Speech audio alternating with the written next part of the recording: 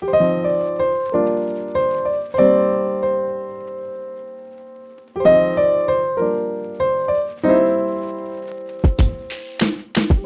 to Between the Reads, a podcast about Black books. I'm your host, Audra Russell. Welcome to Season 3. There are so many great new things happening this year with the podcast, and I can't do it without your support. So please consider heading over to patreon.com/betweenthereads to join. Are you ready, Boos and Bros? Then sit back, relax, and let's get to it.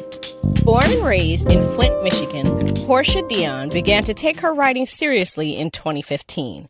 She started with Love Lost while unemployed after graduating from Davenport University with a BBA in accounting. 3 years and 2 accounting jobs later, her debut novel Love Lost was published. Since then, she's continued writing, publishing at least 1 book per year.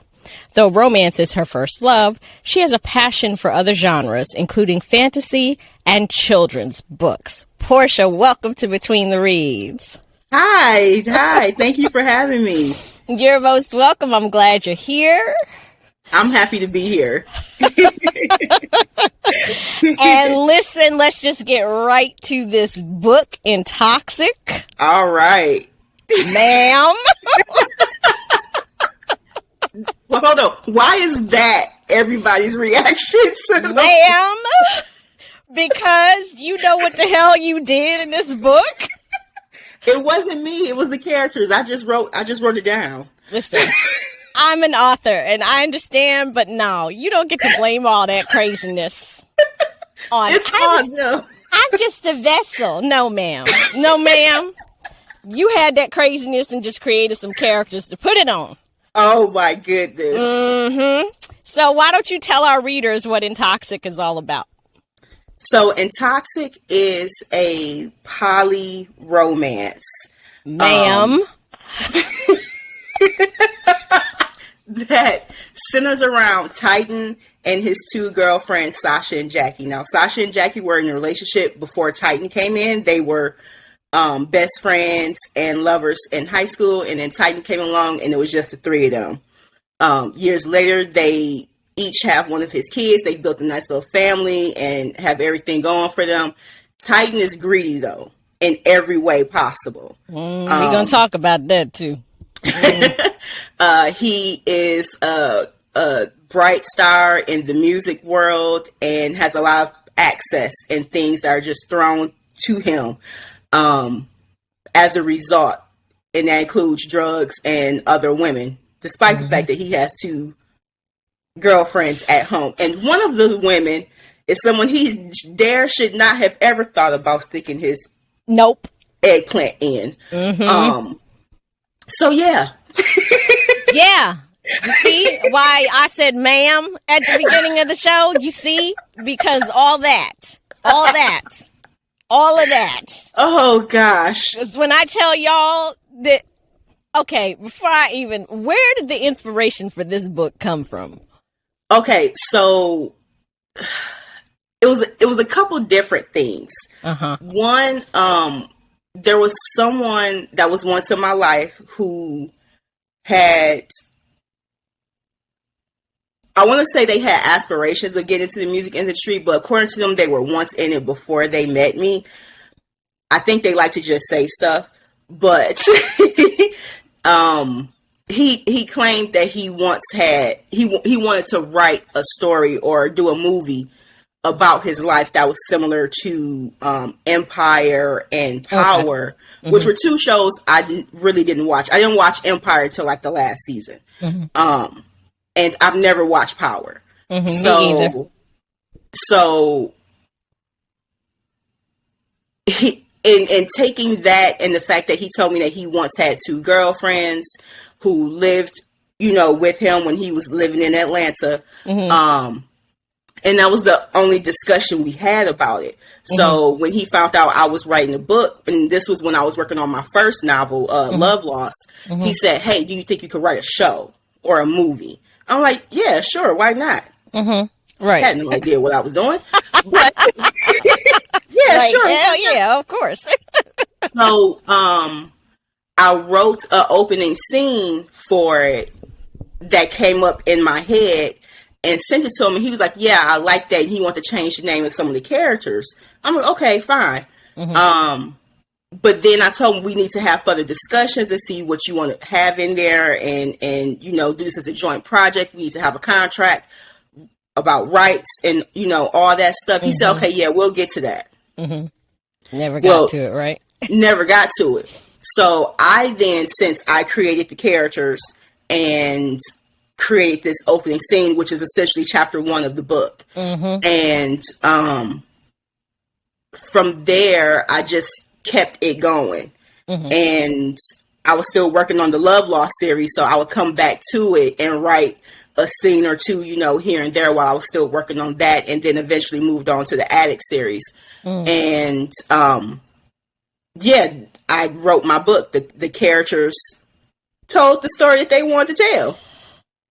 See, there we go. Blaming that shit on the characters does not work with me, ma'am. No. It's not me. Listen, I don't know bullshit. anyone that's like any of them. Bullshit. That I don't care if you don't know nobody. No, y'all. Okay, let me first explain. Okay, girl, you got me laughing so much. I'm getting hot in this sweatshirt. I opened up this book. Okay. And the first 12 pages, like, when you read this book, there are roller coasters that I have been on, right? Like, some roller coasters, they take you up the hill all slow, and they stop at the top of the hill, and they make you contemplate your whole life before you go down the hill. No. Then there are roller coasters I have been on where they strap you in, and then they count down, and the roller coaster just goes, whoom, and takes off, like, shoots out of the little cubby hole thing, and you don't have any time to think about nothing. Right. And that is how this book starts. You start off with them just, you know, in the club and all this other stuff, and it just like, whoop, it throws you right in. And it doesn't let go from there. No, it doesn't. No, it doesn't. It doesn't. And I was just like, okay.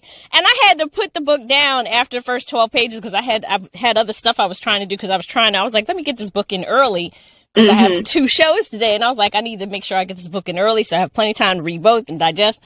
And when I had to put that book down, I was mad. I was like, you wanted to know what happened next. I wanted to know what happened next. And then I almost lost my whole life reading this book. I almost missed a doctor's appointment sitting around reading this thing. It was like, oh, shit, I got to get to a doctor's appointment. Oh. Brought the book with me to the doctor's appointment, was sitting there waiting to get my MRI. And they were like, Russell, last call for Russell. I was like, oh, shit, okay, yeah. Let me go up and I was like, here. And they were like, what book are you reading that you almost missed your whole appointment? I was like, listen. Wow. Yeah. Wow. Yeah. Wow. She's sitting over there like she all innocent, like she don't know what the hell she did. I am. Listen, the books are basically huge incident reports. I can't with you today, man. I'm gonna end this whole show because you just acted. You just no. So everyone in this book has some toxic traits. Yes. Yeah, everyone. And some are only affect the individual. Yeah. And some affect everybody. So we're going to talk about some of these characters and what their traits are. Because this is the only way I can figure to talk about this book without giving shit away. Right. So we can start with Jackie's ass. Oh, I love Jackie. Jackie is my favorite character in the book. Jackie don't take no bullshit from nobody. None whatsoever. Tell us about Jackie. So Jackie, like I said, she's my favorite character in the book. She's probably one of my most favorite characters that I've written. And in fact, the relationship between her and Sasha is probably my favorite romantic relationship that I've written. But Jackie, like you said, she doesn't take anybody's bullshit. She loves wholeheartedly, and she will be damned if she's going to let anyone do someone that she loves wrong.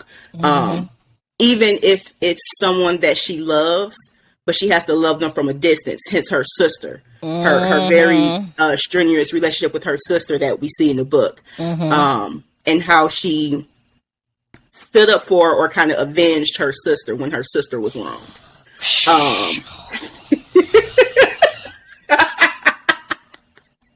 And I can't even talk about it because I don't want to ruin it. Y'all right. Yeah. Y'all that just got was a crazy scene, right? Listen, that was a crazy scene, right? I almost made connections. I was like, did he just... Oh, wait a minute. And then when he said it outright, I was like, oh my God. Really? Yeah. No, you really? And those who knew that side of her, they either respected it or they feared it. Which you see with Titan, and how he didn't respect it, he feared it, and his fear of it and how strong she was, personality wise and emotionally and stuff, made him feel emasculated by her within their relationship.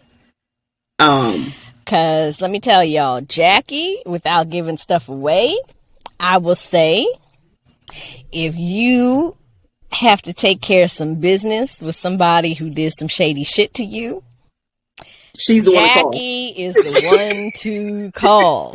She's the one to call. Make sure that this is what you want to do, because there's no putting that cat back in the bag once None it's whatsoever. Out. None whatsoever. None. You tell Jackie something happened, Jackie's like, which car we taking and where we burying the body. Basically, yeah. So be ultra sure before you involve Jackie, because that's it. You going down the road. Right. That you can't come back from. Exactly. Okay. So you better be sure you can live with whatever happens. Right. Yeah. Yeah. Now, Sasha, she's only toxic to herself, really. Yes. So let's talk about her. So Sasha is so sweet-natured, and she's the type that that truly sees the best in everyone, to the point where it's a fault. To the point where it's detrimental to her, because it makes her so naive and gullible to the ways of people, and how dirty they can be. And this includes her mother. Yes. It included Titan, even Jackie to some degree, because, when she asked Jackie to not avenge her, because she was aware of what Jackie was capable of, and she respected it. But she asked Jackie and pleaded with her, "Hey, don't go after him," because Jackie was ready to kill. Jackie was on some other shit. Sasha is truly that sweet, innocent person. I think outside of any child character I've written, Sasha's probably the most innocent character I've ever written. As an adult, she, like I said, she truly wanted to see the best, and she truly only saw the best in people, even though she knew her relationship with her mother was not the best, and they didn't have that typical mother-daughter relationship. Like, she didn't even call her mom. She called her by her name, Crystal. And she talked about, how she had to break that generational curse of being a teen mom, because her mother was a teen mother, her grandmother was a teen mom, and she had her first child in her 20s. So I think her looking at things and wanting better for herself made her a little delusional to how others truly treated her, because she had no clue of what Titan was talking about when he made his proposal. None. I was just like, Sasha. Whereas Jackie knew instantly. She was like, "I will kill you." Jackie was like, "Okay, No, we not Play with me going if you there. want to. Play right. Yeah, play with me if you want Jackie to. was like, "Nah, bruh, we ain't bringing up nobody else into this fold." And Sasha's like, "Yes, let's have more another." kids, Yeah, definitely. like Like she took it as something that Titan did not mean for it to be at all. at all. Mm-mm. And Jackie saw a game and was just like, I will cut you. Mm-hmm. When she pulled him to the side, Yeah. she was like, "I know what your ass is doing, okay? End it. Now. And I'm not telling you again. right. This is the only warning you getting. This is the only warning you get. And because Sasha took it another way, now we have to go through with that plan. And right. you have no choice but to be on board. Because right. you are not going to hurt or disappoint her. Woo! I was just like, oh my God. When she pulled him to the side, though, I didn't know if he was going to live. He didn't know if he was going to live. His homeboy was sitting right there, and he looked up and thought he saw the Grim Reaper. Listen, that one scene, I'm not going to say why she was dressed like she was, but when she came in the living room and he was like, his whole world was shook. Because he was like, his life flashed before his eyes in that moment. He was like, she's here for me. Oh my God. It's like, bruh. He's like, I'm about to die. I'm gonna die now, and ain't nothing I can do about it. Ain't nothing to do. Everybody, and Bash with his stupid ass, he would have just left, been like, okay. Listen, Bash irritated me like no other person. No, okay. First of all, we can talk about him next, since we talking about toxic traits with his ugly ass. Listen, when Jackie described him as being a mix between Flavor Flav and Predator. That was my reaction. I was like, "Oh, that." Ugh. How did they even convince anybody to sleep with him? Like, it has to be that one chick that was the take one for the team, because he couldn't get it on his own. It ain't that much taken for the team. I don't care. No, ma'am. Let me be out with my friends, and they be like, take one for the team. With that, no. Listen, no, sir. Well, I remember when like the first season of Flavor of Love came out, and old members of the group he was with was like, yeah, Flav didn't get, like, they weren't surprised that he was doing a show like that, because Flav didn't get any play like that when they were touring and stuff on the road, because females saw him, was like, because he looked like something you scrape off the bottom of your shoe. That's why.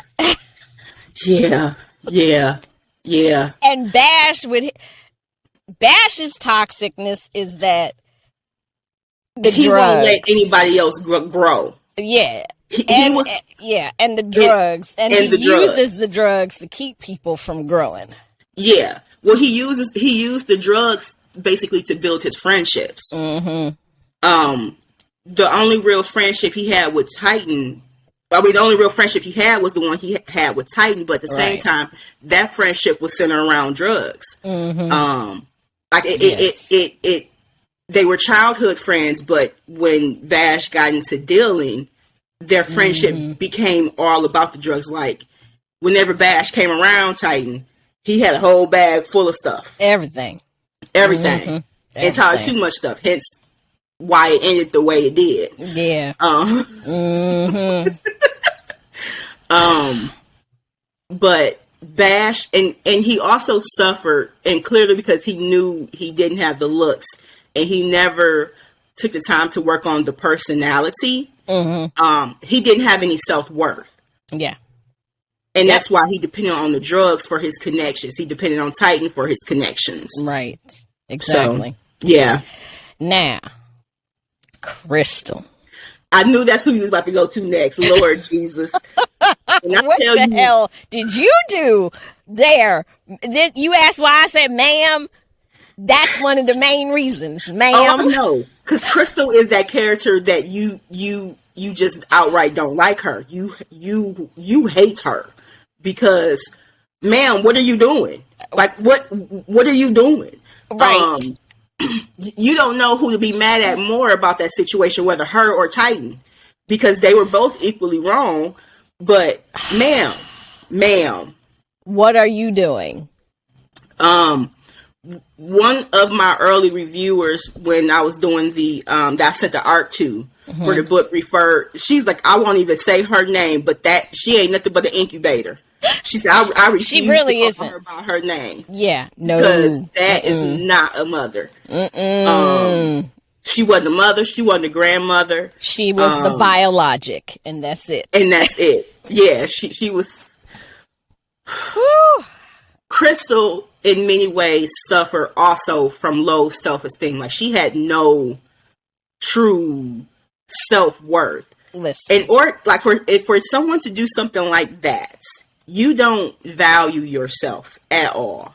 None. You don't value your relationships, like the people in your life. You don't value anything. You look out for yourself and only yourself. And I knew when he broke it off with her, and I gave a little bit away, but when he said no more, and she was like, fine. I was like, see, he should have known better. When a black woman says fine, that's not the black man. Listen up, okay? Let me put y'all up on some game in case y'all don't know. It's fine. It's not fine. You need to watch your back because she's plotting already. Already, she going through in her head what she gonna do. The scenario has been mapped out. Everything. It's gonna happen. So you just really have to watch your back or quickly apologize. Yeah. Or take, just be like, I didn't mean what I said. You know what? Yeah. Everything's cool. We forget what I said. That was a bad idea. Because when the sister says fine, we in trouble. Okay? We in trouble. And that brother obviously didn't get it. Did he really think he could do what he did? See, that's why I don't like you, Porsha. I'm mad at you for this whole book. I'm mad at you. You done messed up my whole life with this book. And then the whole scene in the dining room, like, you knew, and even the story on how that began, right? How that particular relationship became what it did. Mm-hmm. Your daughter was pregnant with your grandchild.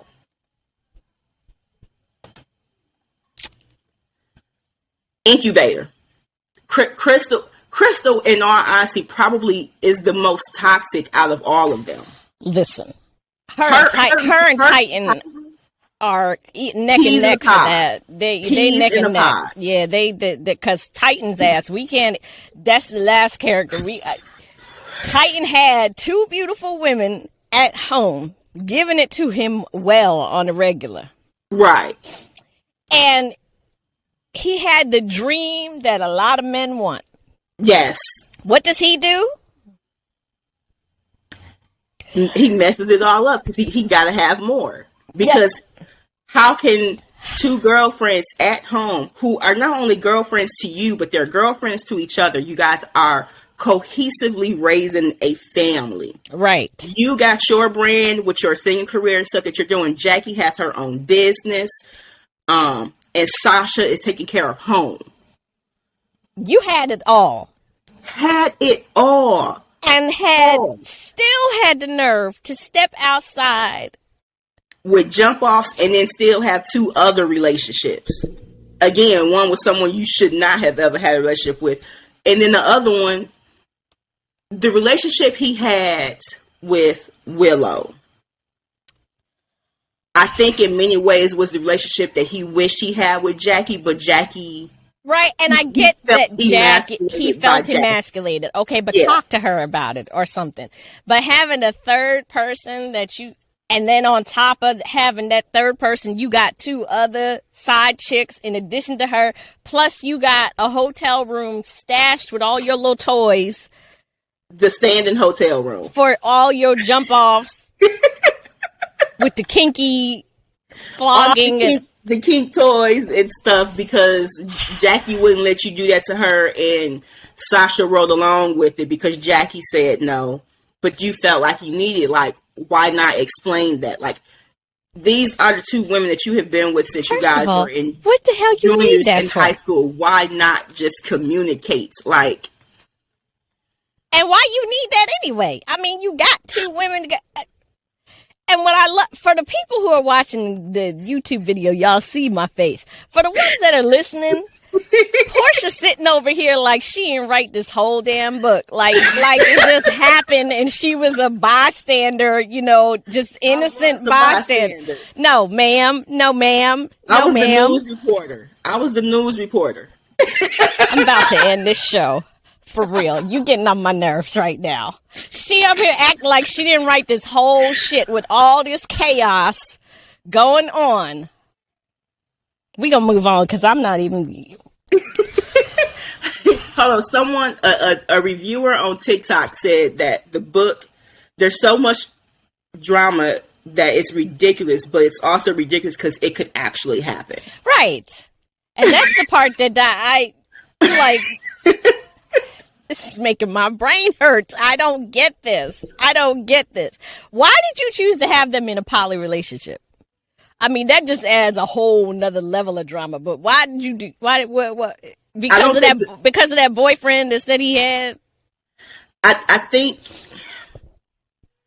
in many ways the story would not have worked as well if it had just been like your regular, you know, two people relationship. Okay. I think it had to be poly in many ways to show the extent of Titan's greed. And there was no true way to show the extent of his greed and the fallout from it without having the opposite dynamics of Sasha and Jackie. Whereas though Sasha was in many ways shattered by Titan's actions and what she came to learn about him and how her life, how she had to figure things out after that. Right. And then Titan in many ways could not truly suffer the consequences of his actions without a character like Jackie. Like he had to have that, because in many ways, if Jackie wasn't around, if it had just been Titan and Sasha, she probably would have taken him back. Probably because Sasha she wanted that idyllic home life and didn't want anything to come in the way of that. She was perfectly happy being a housewife, taking care of the kids, taking care of him. He was her whole world.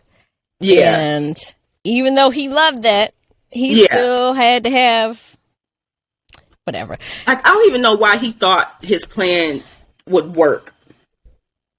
I don't either. To bring his two lives with his, the two lives he had with three different women together in that way. I don't either. The brother was, he just seriously thought that Jackie was going to be like, okay, yeah. What's one more? He knew Jackie was going to be his biggest obstacle. Right. In it. But I don't think he didn't calculate that right. You think? He didn't calculate that right. The math wasn't mathing. Not at all. Not at all. No. Oh Jesus! That was he the worst. He didn't carry the two, and nothing. He missed a lot of stuff. Like all that core stuff you get with math in like the third grade. Right.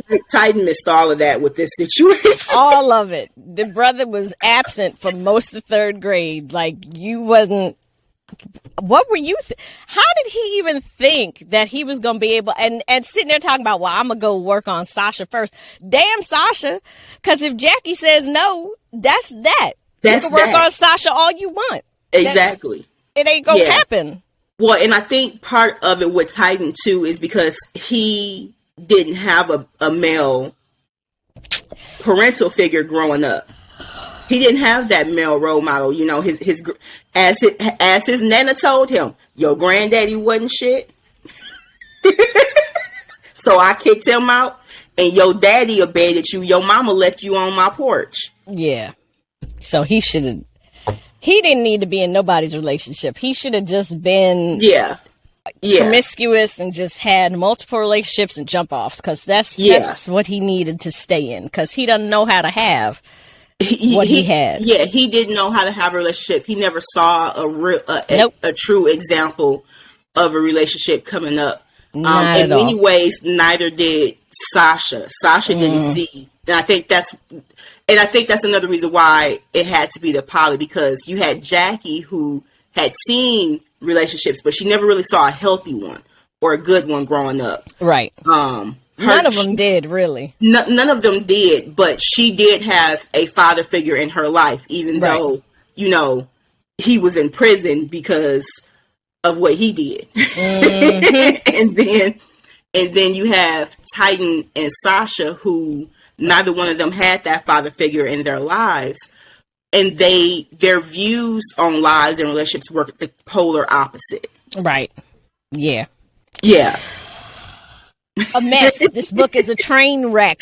It's just a train wreck. You just watch it all unfold, and you can't take your eyes off. You just sit there watching everything. You're just sitting there watching, and you're screaming at them, but you know dang well it's not going to make a difference. None whatsoever. Like, it's just a train wreck in a good way, but it's a train wreck. Like, oh my God. Yeah. So. Ma'am. So, even though it's a train wreck, and there was a lot of collateral damage, a lot of collateral damage. Yeah, like what you did to Shamar, but we ain't gonna talk about that. Yeah, we gonna move on, because that bow of the head that you just did, you know that was messed up. You know that was messed up. We didn't have to do that to him. Nope. Just shut it up. That don't want to happen. We moving on. Okay. We moving on. Okay, we'll move on from Shamar. But it worked. It ended up working out for his kids in the end, as well as Shayla, his twin sister Shayla. It really, in many ways, Shamar was the only person who suffered from that, and to an extent. And Shamar, he meant well. Bless his heart, he meant well. The Poe thing just didn't follow through. Again, y'all, she's sitting here like she didn't write this shit. Like she didn't make all of this happen. I didn't. And she's in denial. She's in denial. Listen, these are people who live in my head. I have no control over them and what they do. Nope. I don't have any control over them. Trust me, when I try to exert control over my characters, they rebel. Okay? I highly doubt Shamar was like, yeah, put me in jail. I want to go to jail. No. No, that's just what Jackie told me was what happened. Well, Jackie need to shut her ass up. Jackie need to be in jail. Jackie does need to be in jail because this ain't the first time she done did it. She following her daddy's footsteps for real. Well, yeah, and that's part of the rift between her and her sister. We moving on. Anyway. Okay. Alrighty. In your bio on your website, you stated that you're tired of the Cinderella theme in books, and that a woman's lifestyle doesn't always have to be upgraded by a man's finances. But don't you think that's what happened to Jackie and Sasha in this story? Oh, Sasha, definitely yes. Okay. But I also feel like her lifestyle would have been upgraded still. Probably not to the degree it was with Titan, because music industry, big advances and stuff like that. But Jackie was of the mind frame of not working for someone else and making it work for her. Her business was pretty good, and she was able to upgrade her business in ways that would have taken her longer to do had she not been in that relationship with Titan, where he took it upon himself, and I think he did that mostly in part of guilt for all the other crap he was doing. But he took care of all the bills. They did not have to come out of pocket. Sasha didn't have any pockets anyway, right? Right. I was gonna say she don't have no pockets, sis. But they didn't have to come out of anything in order to pursue the dreams that they wanted. So Right. he allowed them to pursue the dreams that they wanted to do. He made it easier for them to do what it was they wanted to do. But I think in many ways, regardless if he had been there or not, they still would have done that. Sasha, however, would have started her career much earlier than what she did if it had just been her and Jackie the entire time. Okay. So, you're self-published. Yes. Tell us why you chose that route. Ooh, okay. I don't know if Intoxic could have even possibly made it through traditional publishing the way that it was. You know, when when I was working on like the final revisions and stuff for Love Lost, my first book, there was this thing going on Twitter where Black female authors, or it was just Black authors, period, were discussing traditional publishing. And there were entirely too many, and granted, one is too many, but there was an abundance of Black authors who were saying that they picked up agents, and either the agent or the publisher that was considering shopping the book loved the story, loved the plot, loved everything about it, except for the fact that both of the main characters, or all of the main characters, were Black. They wanted one of them to, you know, or all to be made white. And I'm sorry, no. No, we're not doing that. No. I'm not doing that, and there's no use in me putting myself in a situation where that could happen, where I then have to exert the energy to cuss someone all the way out. Right. Exactly. Exactly. Like, really, y'all? We're not doing this. Yeah, I'm like, okay. And at that point, I hadn't decided fully if I was going to try for traditional publishing or try to go indie, or even with like a small press. But upon seeing that, and also seeing how with some small press sites, they didn't put, like, you had to pay so much to it, which I get because it's a smaller press. Right. So the advance, you know, really isn't there. But if I'm paying into this so that you can publish it, to me, I don't feel as if the cut that you get for each book should be as big as what it is, because you're getting a lot of your costs covered up front. Right. And still not putting a whole lot into marketing. And you don't probably not even outsourcing for marketing or anything like that. And I'm like, well, if that's the case, I could just do it myself. Yeah, exactly. So exactly. That's why I went indie. Okay. and I don't regret it at all. No, I think every Black author should be an indie author, because we need to be able to tell our own stories the way we want to tell them, without making it palatable to white people. Yeah. And, you know, without, you know, people telling us that our stuff isn't believable or that there's no audience. You know, get out of here with all that. Get out of here with all that. Right. Yeah. I agree. Now, in addition to writing all the drama that you write, you have a children's book that was inspired by a conversation you had with your niece. So quickly tell us what that book is and what it's about.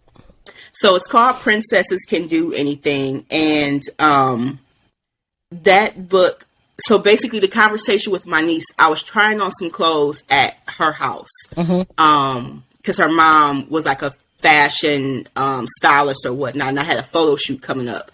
So I was trying on these things, and a lot of them were dresses and skirts, and I don't know if my niece felt like she hadn't seen me in dresses and skirts often at that point, but whenever I came out the bathroom dressed as something else, she wanted to dance, like waltz, almost like she saw them do on Cinderella.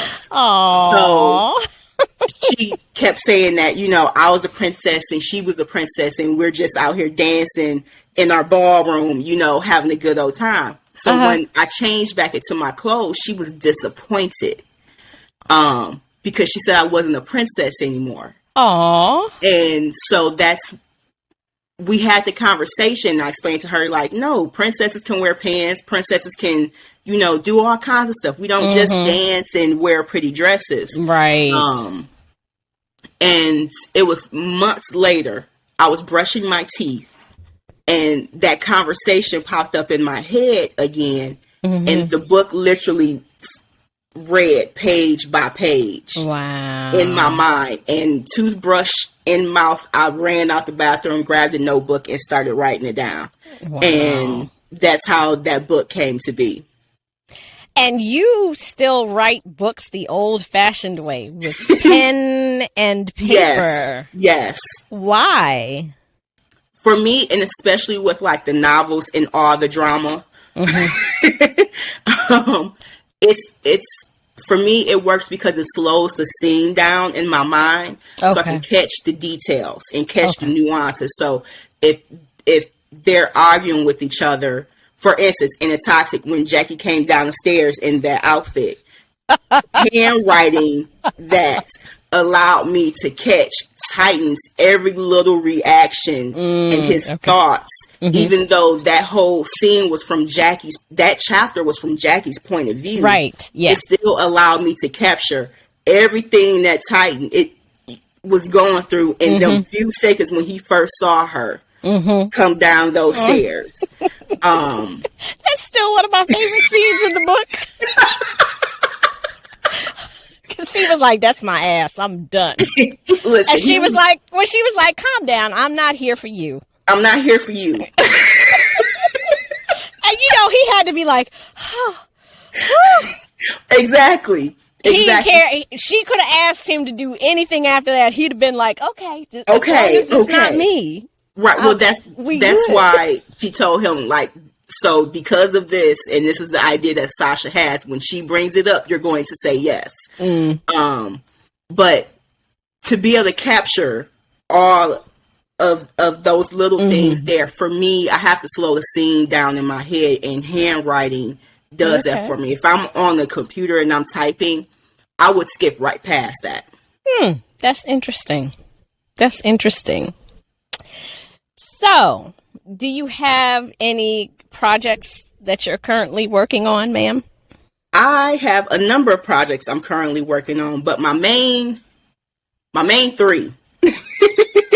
She said 3, y'all, and she hand writes these things. My main 3, I'm working on the boy version of Princesses Can Do Anything. So Princess Can Do Anything. I'm working on that. It's in illustration right now. Yay! So my nephew, because like with Princesses Can Do Anything, I made my niece the co-author of it since she inspired the story. So as with this one, my nephew will be the co-author of it. Okay. And it'll be about a little boy realizing his worth and that he can do anything despite what a teacher or classmates may say. What a man or a boy can and can't do. So there's that one, and then I have a flash fiction collection that I'm working on. It's called The Warning Look. I changed the title, I think, from when I sent you Intoxic, because I think I sent you a sample of one of the stories of that. So that's with beta readers right now. And I'll be doing the revisions and stuff from that soon once I get the stuff back from there. And the other one is my Medusa story. This one, it has all the drama that I'm known for, but without the sex. So it's not what the hell is the point? So it's not a romance. And it's not an erotica. It's definitely a fantasy, more mythology into it. I'm taking Medusa kind of back to her African inspired roots. So all the characters are Black. I'm creating a whole new mythology system in it, and magic system. So it's kind of like Wakanda meets Asgard And when is that coming out? It'll probably be early next year for that one. Okay. So I'm finishing up the first draft of it. I'm almost done. Okay. And I thought I was going to be able to send it to get it to a critique partner when I finish it in by the 15th, because that's my deadline. But I remember I need to go change something. See? Because I had to beef up a character's personality and for the last half of the book, and it no longer works with how I had her in the first half. So I need to make her a little bit colder in the first half, so that the switch, so that it's not such a shock when she decides to kill somebody. So when you write all this stuff out, then you go and type it after you write it? So essentially, yeah. So essentially, my first draft is really what I handwrite, and when I type it, I make small revisions and stuff then. But I don't do any big revisions. Okay. At that point. My hat's off to you, girl. I can't. Thank you. If I tried to write anything out, I would not be able. I'd be like, I don't even know what I wrote, because my handwriting has gotten so bad since I type all the time now. It's just. You know what? There are moments where I'm looking at the page and I'm squinting and I'm putting the book up close to my face. I'm like, I don't even know what I wrote there. What is that? I think there's a G in there, but I have no idea. That's when you just make some extra shit up to go in the story, like here. Okay. Basically, yeah. Basically. It's like you go back and read everything else to get the context of it and try to fill in from there. And then be like, oh, okay. Yeah. Yeah. So where can we find your books, Miss Porsha? So you can find my books on my website. You can get them directly from me at PorshaDeun.com. That is PorshaDeun.com. They're available on Amazon, BarnesandNobles.com, any major ebook retailer. You can find them on there as well. Okay, and where can we find you on social media? I made that very easy. My handle is the same across all platforms, Porsha Deun. Again, that's PorshaDeun. I am on Instagram, even though I don't like it that much. I'm on Facebook. I don't like that one either. I'm on Twitter. I like it there. And I'm on TikTok. I like it there.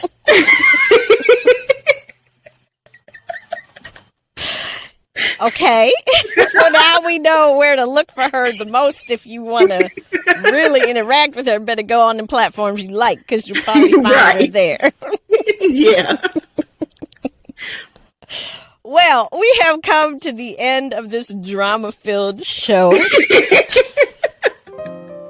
I want to thank you so much for sharing your time and talents with us today, ma'am. Thank you for having me. I'm glad you could be here. I'm looking forward to having you back again. Thank you. Looking forward to it. Absolutely. And Booze and Bros, you know how I do at the end of every show. I give you a quote, and today it comes from the great Alice Walker, and she says, "The most common way people give up their power is by thinking they don't have any." Until next time, y'all, you know what to do. Grab a book and read, especially this one. And I'm out. Thanks for lending me your ear today. If you enjoyed this content, please head over to BetweenTheReads.com and leave a rating for the show. While you're there, consider supporting this independent podcast by becoming a patron at patreon.com/BetweenTheReads. Join us next week for another great episode.